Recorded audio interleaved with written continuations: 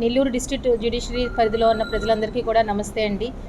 ఈ రోజున మన ఆనరబుల్ హైకోర్టు వారి ఆధ్వర్యంలో స్టేట్ అథారిటీ వారి ఆధ్వర్యంలో ఆనరబుల్ స్టేట్ అథారిటీ వారి ఆధ్వర్యంలో ఈరోజు నేషనల్ లోక్ అదాలత్ జరుగుతుందండి.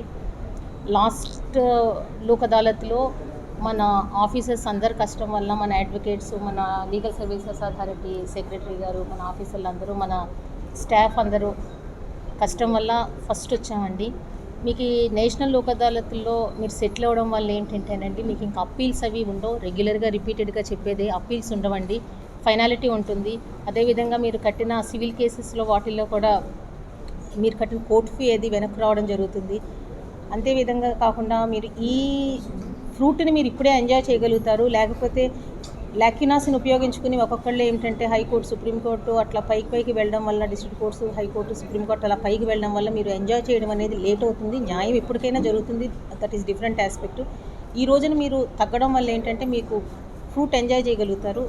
రిపీటెడ్గా ప్రతిసారి చెప్పేది ఏమిటంటేనండి, క్రిమినల్ కేసుల్లో కనుక మీరు లోక్ అదాలత్లో సెటిల్ అయితే అది ఎక్విటల్తో సమానం. కాబట్టి మీకు చిన్నపిల్లలకైతే ఫ్యూచర్లో గవర్నమెంట్ ఎంప్లాయ్మెంట్స్కి కానీ, ఫారెన్ అది వెళ్ళినప్పుడు కానీ దేనికి కూడా అది బార్ కాకుండా ఉంటుంది.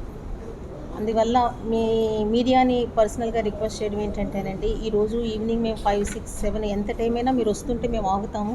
మ్యాక్సిమం కేసెస్ని మీరు డిస్పోజ్ చేయమని రిక్వెస్ట్. లాస్ట్ టైంలోలా మీరు ఫస్ట్ తేలేకపోయినా maximum one of the toppest పొజిషన్లో ఉండేలా చూడమని రిక్వెస్ట్. లాస్ట్ టైము ఎక్కువ కేసులు చేసిన వాళ్ళలో మన సెకండ్ ఏడిఎం గారు శారద గారు, నెక్స్ట్ కోవూరు కాత్తయ్యని గారు, ఆత్మకూరులో ఎస్సీజే గారు, మిగతా వాళ్ళందరూ చాలా కష్టపడ్డారు. వీళ్ళు ఎక్కువ నెంబర్ డిస్పోజ్ అయ్యాయి.